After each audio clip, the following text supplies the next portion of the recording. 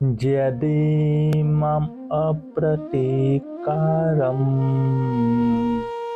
अशस्त्रं शस्त्रपाणया धार्तराष्ट्रारणे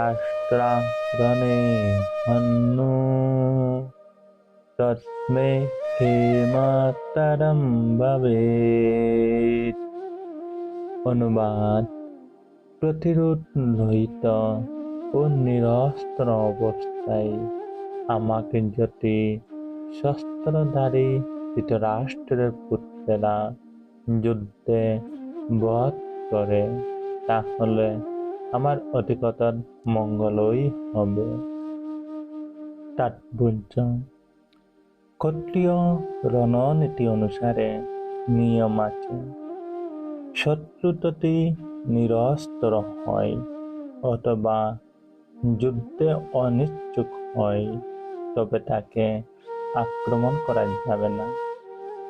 কিন্তু ওল্টন স্থির করলেন যে এই রকম বিপজ্জনক অবস্থায় তার শত্রুরা যদি তাকে আক্রমণও করে তবুও তিনি যুদ্ধ করবেন না।